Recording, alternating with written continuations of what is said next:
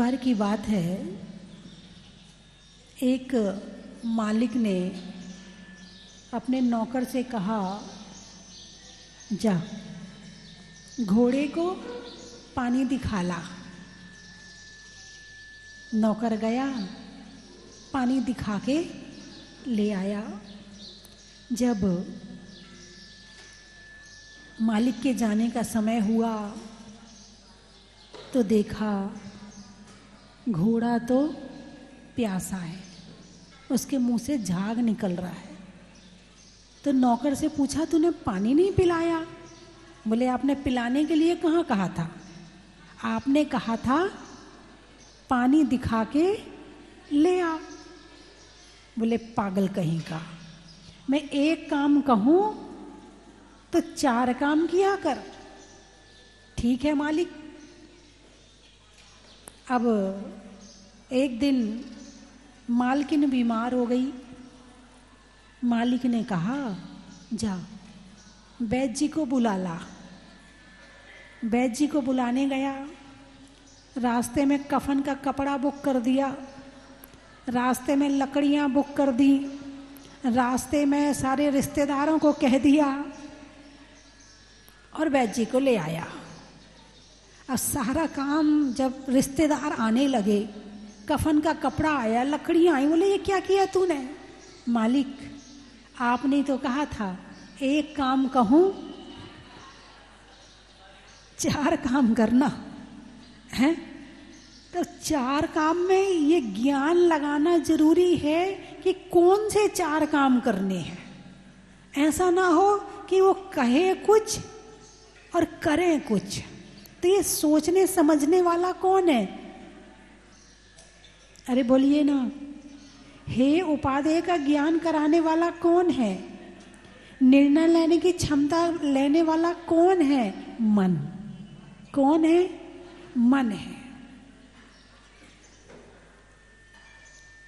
आंखें कितनी है? 2। मुंह कितने हैं? 1। हाथ कितने हैं? कान कितने हैं? पाँव कितने हैं? नाक में छेद कितने हैं? 2। और मन कितने हैं? गाड़ी में ड्राइवर कितने होते हैं? और गाड़ी में यदि ड्राइवर सही है तो गाड़ी मंजिल पे पहुंच जाती है, और गाड़ी का ड्राइवर सही नहीं है तो गाड़ी मंजिल पर नहीं पहुंच पाती है। इसलिए ड्राइवर का सही होना, सावधान होना बहुत जरूरी है। बिना पढ़ा लिखा होगा तो चल जाएगा, लेकिन गाड़ी उसको सही चलानी आनी चाहिए।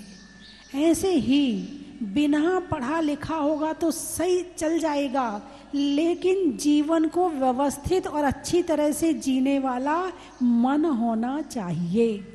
सही निर्णय लेने वाला मन होना चाहिए। आँखों का काम है देखना, कान का काम है सुनना, मुंह का क्या काम है? 2 काम है, चखना और बकना। जो सही चीज नहीं बोलता है उसको बकना बोलते हैं, जो सही बोलता है उसको बोलना बोलते हैं, है ना? उसको प्रवचन बोलते हैं। जब सही बात बोली जाए उसको प्रवचन बोलते हैं, और सही बात नहीं बोली जाए उसे बकना कहते हैं। तो आप लोग क्या करते हो दिन में ज्यादा से ज्यादा? नहीं, मैं पूछ रही हूँ, ये नहीं कह रही कि आप बकवास करते हैं। हाँ बकते, मैं ये नहीं कह रही, मैं तो आपसे पूछ रही हूँ कितने लोग आपकी बात सुनना चाहते हैं? कितने लोग हैं जो 1 घंटे तक आप बोलते रहें और सामने वाला जवाब भी ना दे और सुनता रहे? ऐसे कितने लोग हैं? कई एकाध तो होगा। तुम्हारे पतिदेव तो सुनते होंगे तुम्हारी? नहीं सुनते? तुम्हारी पत्नी तो सुनती होगी 1 घंटे तक तुम्हारी? सुनते नहीं है, दोनों नहीं सुनना चाहते। अब आप विचार करो, आप बोलते कैसे हो कि सामने वाला सुनना नहीं चाहता? उसके सुनने में कमी है या तुम्हारे बोलने में कमी है? अरे बोलिए ना, बोलने में कमी है। सामने वाला सुनना तो चाहता है, मगर तुम्हारे बोलने में क्वालिटी होना चाहिए। तो कान का काम है सुनना, शरीर का काम है अनुभव करना, ठंडा गरम, हल्का भारी, रूखा चिकना, कड़ा नरम, है ना। जिह्वा का काम है चखना, और इन सबको स्वाद लेने वाला है मन। आंख देखती तो है मगर स्वाद नहीं लेती है, कान सुनते तो हैं मगर स्वाद नहीं लेते हैं, नाक सूंघती तो है मगर स्वाद नहीं लेती है, जिह्वा खाती तो है मगर स्वाद लेने वाला कौन है? मन है। कौन है? मन है। इसी इंद्री कहते हैं। क्या कहते हैं इसे?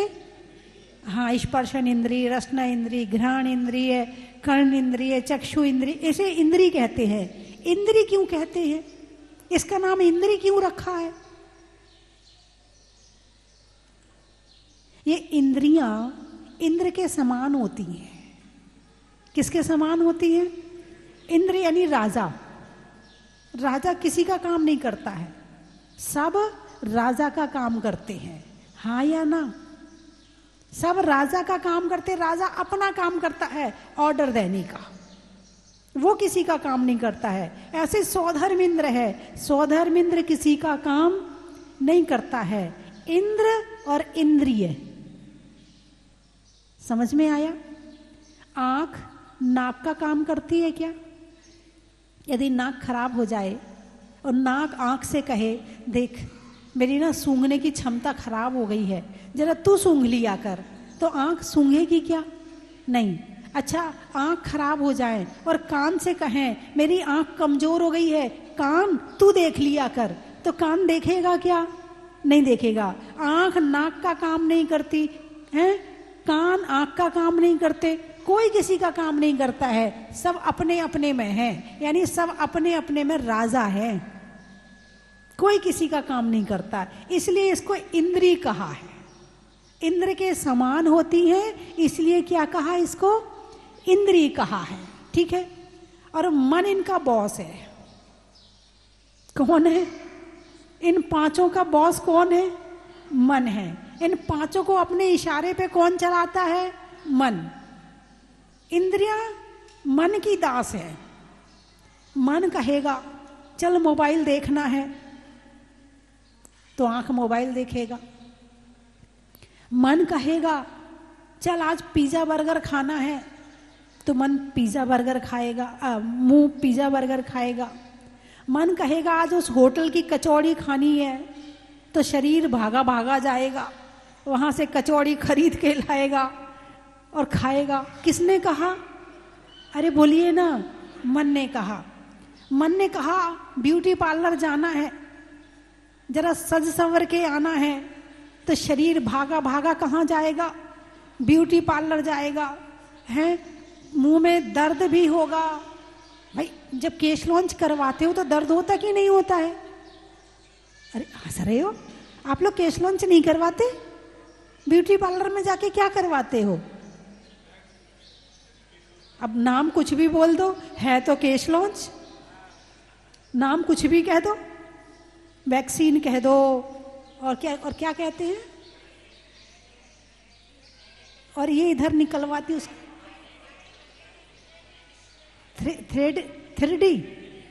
थ्रेडिंग। अच्छा, तो कुछ भी कह दो, है तो केश लॉन्च। शुद्ध भाषा, हिंदी भाषा, संस्कृत भाषा में कह दो केश लॉन्च, तो दर्द होता है नहीं होता है? दर्द किसको हो रहा है? शरीर को। दर्द किसको हो रहा है? शरीर सहन कर रहा है। क्यों? मन कह रहा है सुंदर दिखना चाहिए। मन क्या कह रहा है?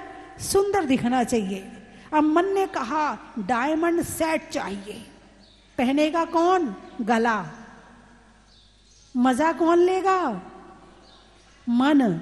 भाई यदि गले को मजा आ रहा हो तो किसी गाय के गले में डायमंड सेट डाल के देखो, उसे मजा आएगा कि नहीं आएगा? गला तो उसका भी है ना, कबूतर का भी गला है, उसके गले में डाल के देखना, गले को मजा नहीं आएगा, मन को मजा आता है। किसको मजा आता है? मन को मजा आता है। तो ये मन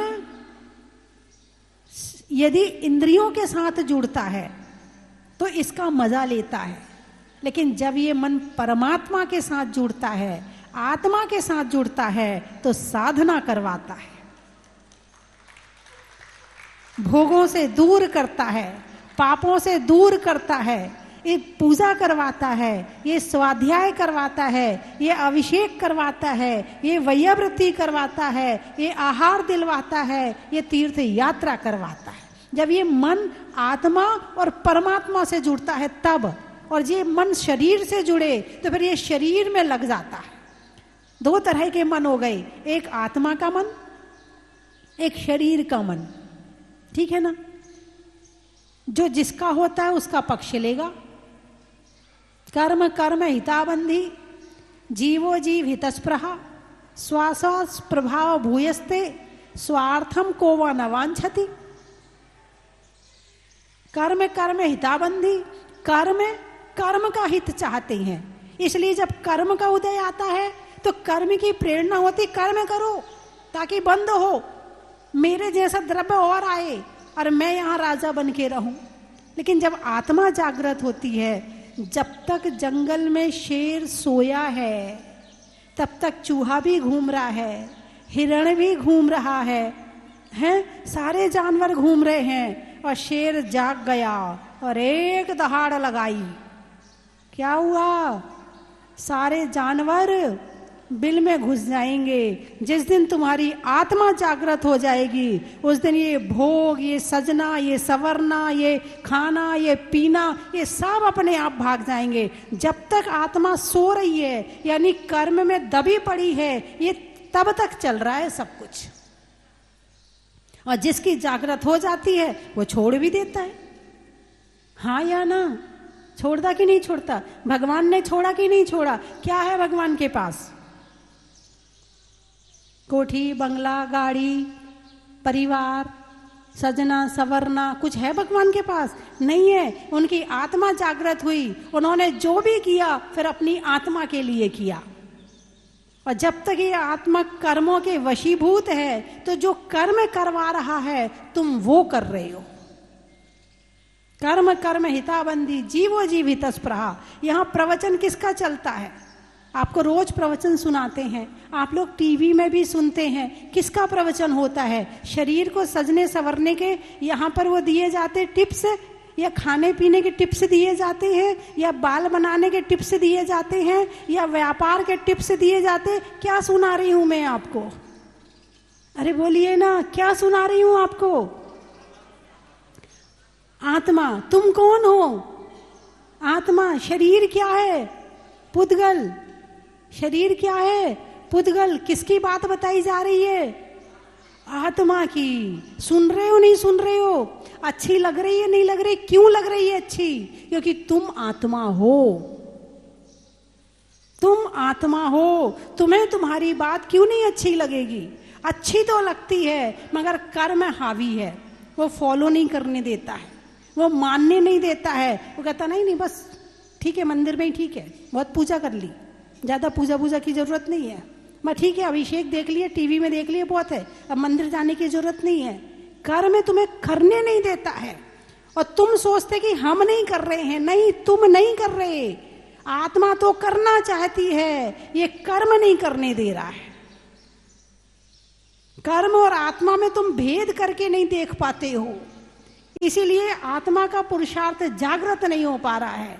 जिस दिन कर्म और आत्मा में भेद करके अपने आप का जीवन शुरू कर दोगे, उस दिन ये कर्म ठंडे पड़ जाएंगे, उस दिन ये क्रोध ठंडा पड़ जाएगा, उस दिन ये अभिमान ठंडा पड़ जाएगा, उस दिन ये दिखावा ठंडा पड़ जाएगा, उस दिन ये सारी चीजें अपने आप दूर होने लगेंगी। जिस दिन अपने आप को कि मैं करना तो चाहता हूं, ये कर्म नहीं करने दे रहा है।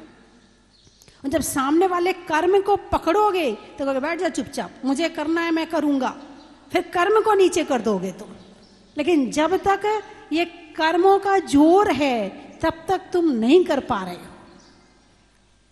लेकिन ऐसा है, जिस दिन शेर दहाड़ लगाएगा उस दिन सारे कर्म भागते फिरेंगे, कहाँ ज्ञानावरण, कहाँ दर्शनावरण, कहाँ मोहिनी, मुझे करना है तो मैं करूंगा। और जिसके मन में आ जाती है वो करता भी है, ऐसा नहीं कि नहीं कर रहा है। तुम्हारे घर में होंगे करने वाले बहुत से।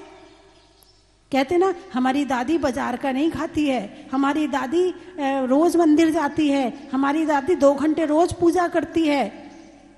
क्यों कर रही है? उनने अपने आत्मा का पुरुषार्थ जागृत कर लिया है, कर्म को ढीला कर दिया है। तुम क्यों नहीं कर पा रहे? क्योंकि तुम कर्म के कहने में चल रहे हो। कर्म का ऑर्डर जो चलता है वो तुम करते हो। बात समझ में आई कि नहीं आई? और ये सब काम करने के लिए शरीर और आत्मा के बीच में है मन। क्या है? मन। जैसे एक रथ है, उसमें 5 घोड़े हैं, ठीक है। एक सईस है और एक रईस है। सईस का मतलब घोड़ा, रथ को हाँकने वाला, और रईस का मतलब है मालिक, उसमें बैठने वाला। अब रथ किसके हिसाब से चलना चाहिए? बोलिए ना, रथ किसके हिसाब से चलना चाहिए? सईस के हिसाब से। किस तरफ जाना चाहिए? जहां सईस चाहे वहां, या जहां रईस चाहे वहां? रईस मालिक, रथ मालिक के मतलब गाड़ी का मालिक। एक है ड्राइवर और एक है मालिक। तो गाड़ी किसके हिसाब से चलनी चाहिए? ड्राइवर के हिसाब से, या मालिक जो बैठा उसके हिसाब से? अरे बोलिए ना, है जोर से बोलिए ना। मालिक के हिसाब से। अच्छा,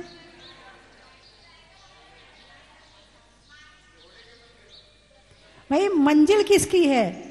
ड्राइवर की या मालिक की? मालिक की। तो फिर गाड़ी किसके हिसाब से चलनी चाहिए? मालिक के हिसाब से। आहा, क्या बात है, आप तो बड़े समझदार हैं। आपकी समझदारी में तो कोई कमी नहीं है, आपकी निर्णय क्षमता में भी कोई कमी नहीं है। आप कितना अच्छा निर्णय ले रहे हैं कि गाड़ी जो है मालिक के हिसाब से चलनी चाहिए। ड्राइवर की थोड़ी है गाड़ी, गाड़ी तो मालिक की है। ड्राइवर तो हमारा काम करने वाला है, तनख्वाह देते हैं हम उसको, हमारा काम करने वाला है। यदि ड्राइवर से ज्यादा प्रेम हो जाए तो ऐसे ही हमारे शरीर में 5 इंद्रियां घोड़ा है। 5 घोड़ा, 5 इंद्रियां घोड़ा है। मन इसको हाँकने वाला है और आत्मा इसमें सवार है। आत्मा इसमें सवार है। अब ये जो इंद्रियां हैं, जो घोड़े हैं, जो रथ है, वो किसके हिसाब से चलने चाहिए? मन के हिसाब से या आत्मा के हिसाब से? ये आंखें क्यों मिली हैं? मोबाइल देखने के लिए, टीवी देखने के लिए क्यों मिली हैं? ये आंखें मिली हैं दर्शन करने के लिए, स्वाध्याय करने के लिए, नीचे देख के चलने के लिए, जीवों की रक्षा के लिए। क्या कर रहे इनसे? नहीं कर रहे। कान क्यों मिले हैं? निंदा बुराई चुगली सुनने के लिए कान क्यों मिले हैं? इधर उधर की बातें सुनने के लिए, गाना सुनने के लिए क्यों मिले ये कान? ये कान मिले हैं जिनवाणी सुनने के लिए। बोलिए हाँ या ना। और हो क्या रहा है? ये 5 इंद्रियां किसके हिसाब से चल रही हैं? हाँ, ड्राइवर के हिसाब से गाड़ी चल रही है। अब अपनी गाड़ी अपने हाथ में ले लो। इतस चिंतामणि दिव्य इतः पुण्याक खंडकम ध्यानैन चेधवे लव्ये क्वा इंद्रिया विवेक न। इतस चिंतामणि दिव्य, एक तरफ चिंतामणि रत्न रखा है, एक तरफ खली का टुकड़ा रखा। खली का टुकड़ा जानते हो? वो तेल निकल जाता है तो बाद में जो मटेरियल बचता है, जैसे मूंगफली का तेल है, सरसों का तेल है ना, तो उसमें से तेल निकाल लिया, तो जो उसका पीछे के गन्ना का रस निकाल दिया, तो जो बाद का बचा उसे कहते खली। तो इतस चिंतामणि दिव्य इतः पुण्याक खंडकम, एक तरफ चिंतामणि रत्न रखा है और एक तरफ खली का टुकड़ा रखा है। क्या चाहिए? अरे बोलिए ना, क्या चाहिए? और आपके पास गाड़ी है, आप गाड़ी में बैठे हो, आपको अपनी गाड़ी किस तरफ ले जाना है? चिंतामणि रत्न की तरफ या खली के टुकड़े की तरफ? अरे बोलिए ना, चिंतामणि रत्न की तरफ कहाँ जा रही है? अब देखो, शरीर खली का टुकड़ा है, ये धन दौलत परिवार ये खली का टुकड़ा है, कहाँ जा रही है गाड़ी?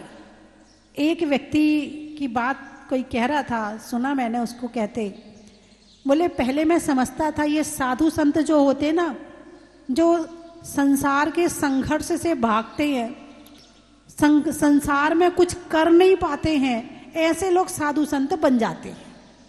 उनका विचार था, उनका मानना ऐसा था कि साधु संत कौन बनता है?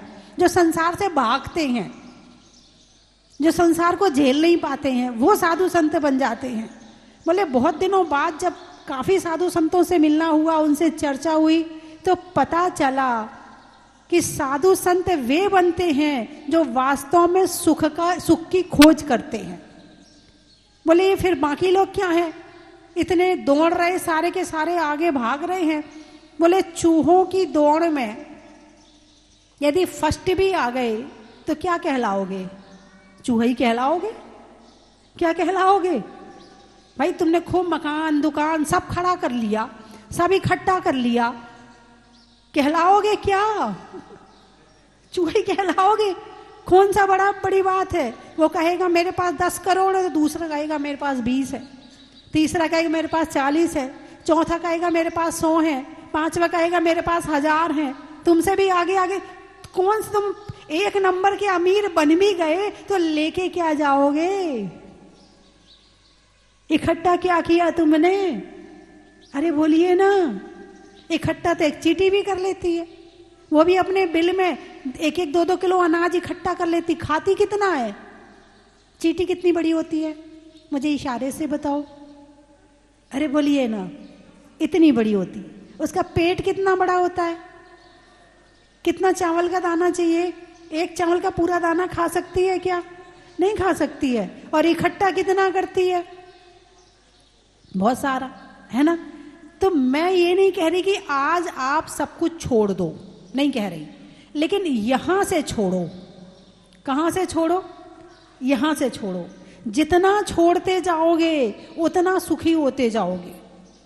इस मन को धन के साथ साथ धर्म में भी लगाओ, और धर्म में भी नहीं, धर्म में ही लगाओ। घर गृहस्थी है, धन तो कमाना पड़ेगा। घर गृहस्थी चलानी है, धन की तो जरूरत पड़ेगी, है ना? दान करना है, धन की जरूरत पड़ेगी, है ना? मंदिर बनाना है, धन की जरूरत पड़ेगी, है? किसी की सहायता करनी है, धन की जरूरत पड़ेगी। तो धन का उपयोग क्या है वो समझो। धन से अपने आप को बड़ा बनाने का प्रयास।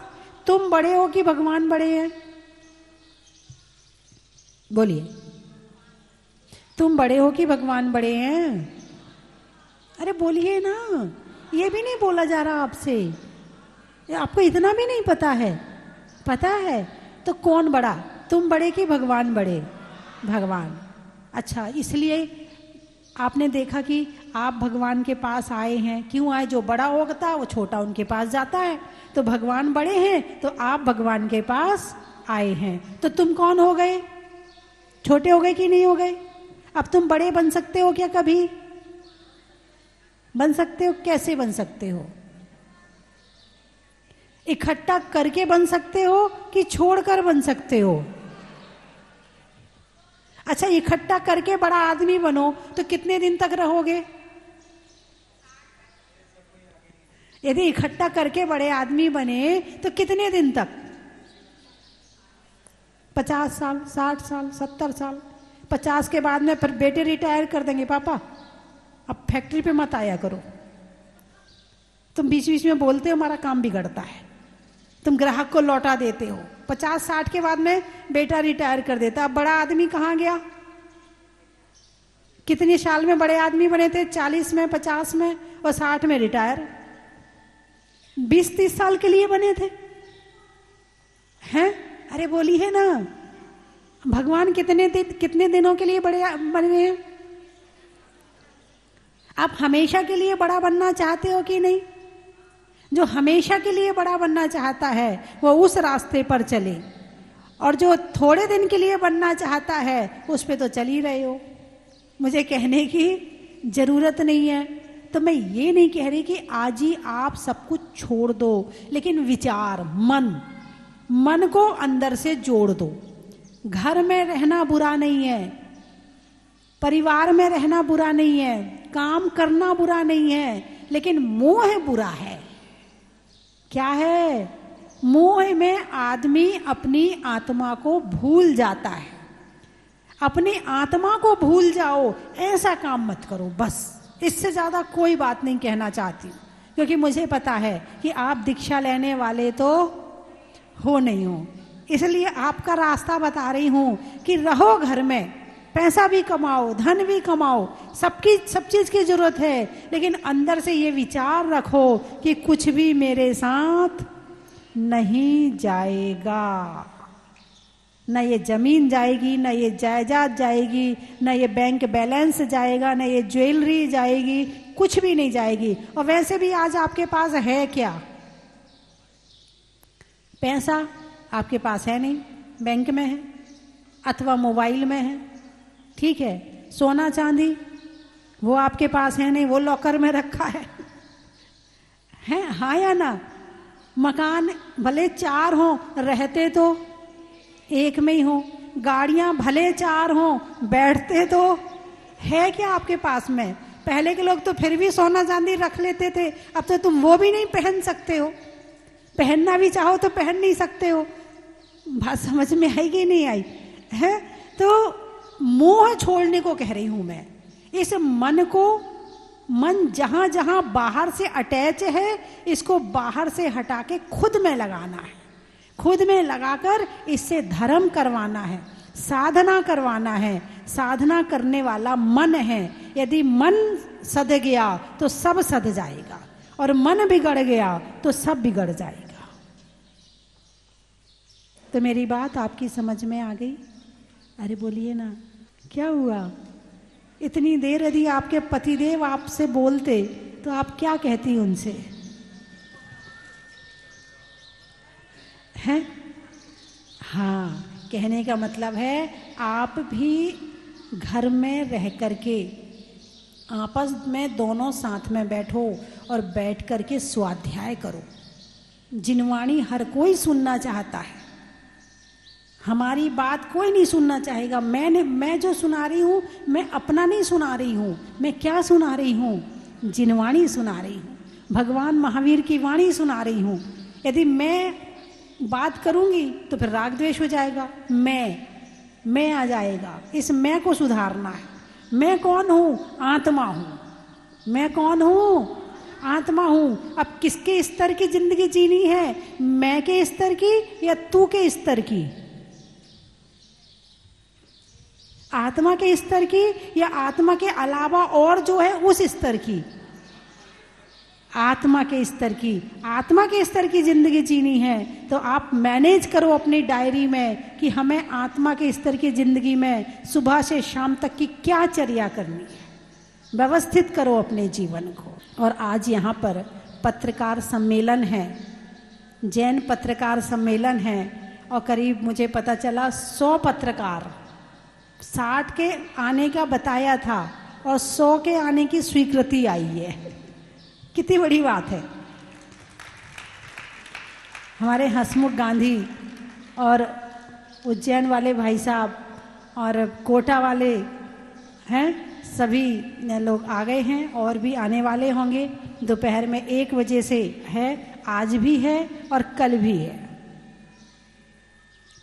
बच्चों के लालन का, रसोई में बेलन का और होने वाले पत्रकार सम्मेलन का। यहाँ पर अभी वकील सम्मेलन भी हुआ था, जज भी आए थे, हाई कोर्ट के जज और सुप्रीम कोर्ट के जज, वकील सभी आए थे। बहुत अच्छा हुआ था और उसको देखकर फिर बाद में और वकील साहब भी आए। ऐसे यहाँ डॉक्टर्स सम्मेलन की भी भावना है।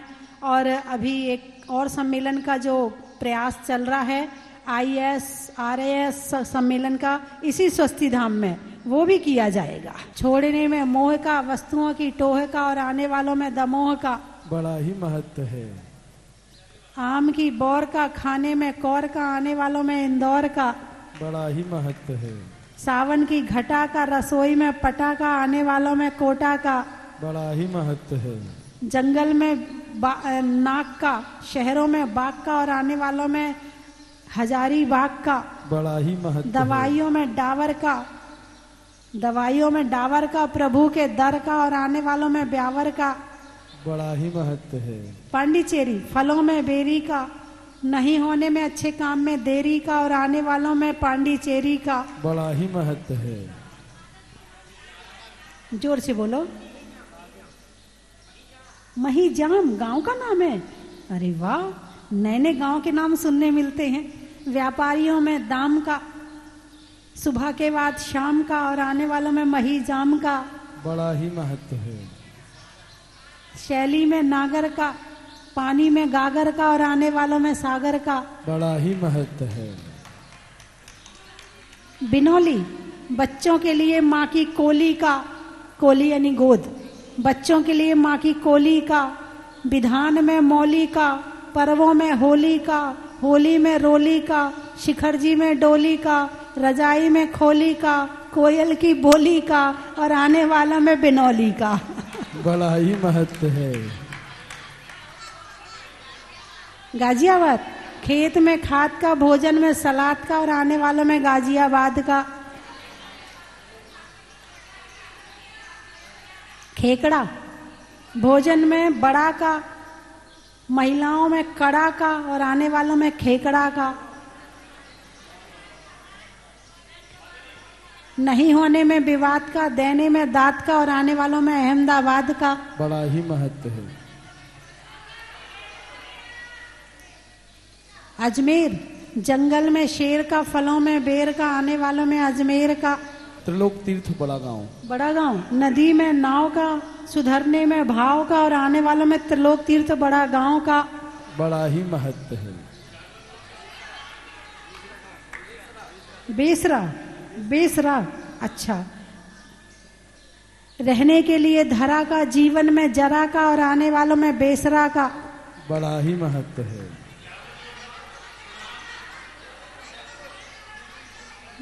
सुजानपुर, रानपुर, गाने में सुर का, नृत्य में नूपुर का, आने वालों में रानपुर का।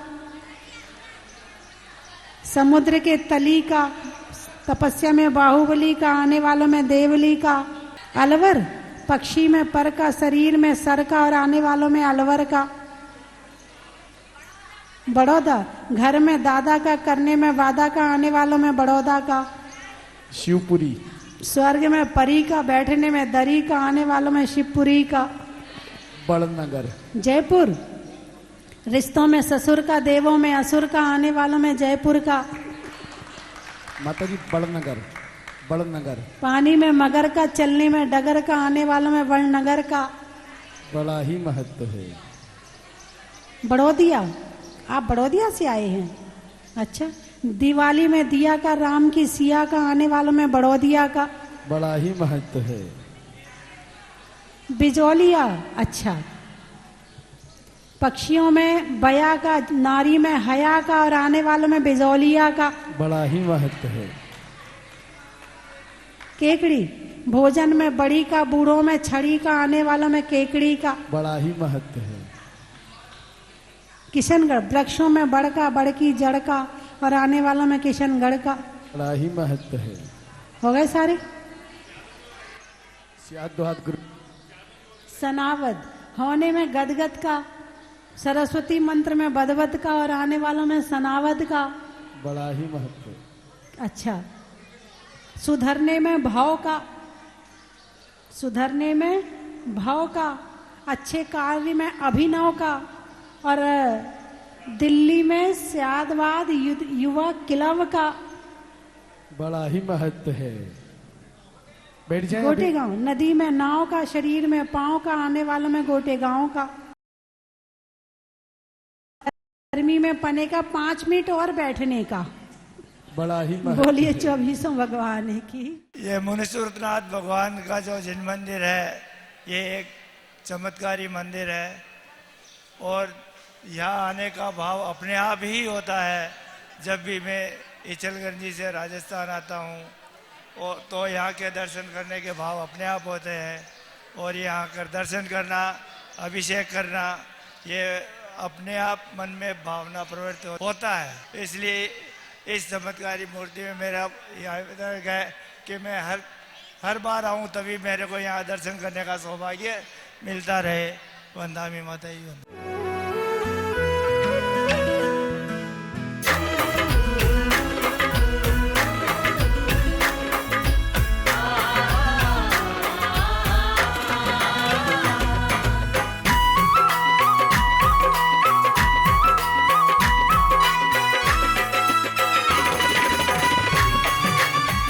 कंचन की थाल को सजाओ रे आज, रत्नों की थाल को भर लाओ रे आज। आओ आओ करे रे गुणगान आरती भगवन की। आओ आओ करे गुणगान आरती भगवन की। आओ आओ करे रे गुणगान आरती भगवन की।